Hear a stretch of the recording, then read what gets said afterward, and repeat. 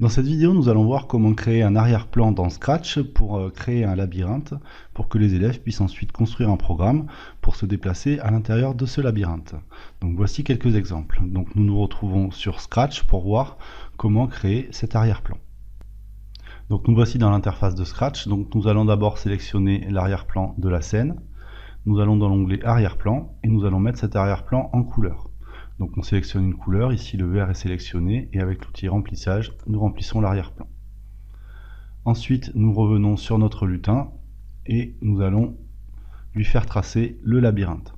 Donc ici c'est la position initiale du lutin. Au début nous allons faire tout effacer, au cas où nous devrions recommencer. À chaque fois ça effacera le labyrinthe tracé précédemment. Ensuite nous allons choisir la couleur pour le stylo. Pour choisir la couleur pour le stylo, vous cliquez ici dans la petite icône de couleur et vous pouvez aller choisir une couleur dans votre écran. Donc ici nous allons prendre du blanc, ce que l'on retrouve sur le visage du chat, et nous aurons la couleur blanc pour le stylo. Ensuite on choisit la taille du stylo, qui correspondra à la largeur de notre labyrinthe, et nous mettons le stylo en position écriture. Ensuite nous créons notre programme qui va nous permettre de tracer notre labyrinthe. Donc là je vous laisserai le soin de choisir ce que vous voulez faire. Et nous démarrons.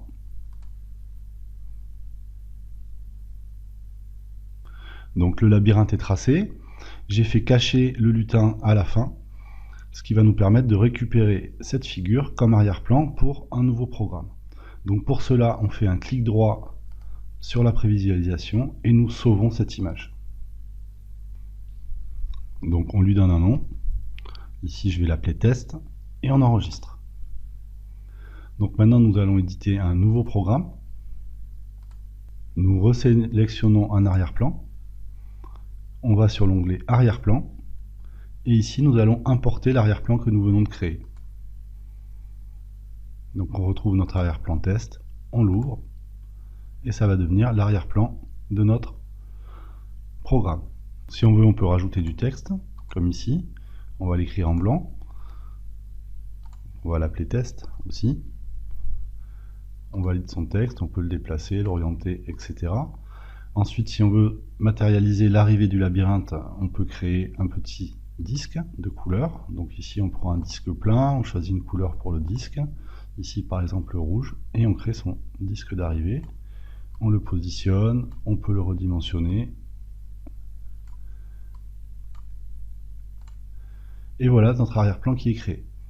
Donc on revient au lutin et à son script. Donc le lutin ici est beaucoup trop grand par rapport au labyrinthe qui est créé. Donc il y a deux possibilités pour diminuer la taille du lutin. Soit vous le faites au départ en sélectionnant ici réduire et en cliquant sur votre lutin pour le diminuer. Et ensuite vous pouvez le positionner, vérifier si la taille est bonne ou le réduire encore un petit peu. L'autre possibilité, c'est dans le menu apparence au début de votre programme. Vous pouvez ici mettre un certain pourcentage de la taille initiale du lutin. Si on modifie à 50%,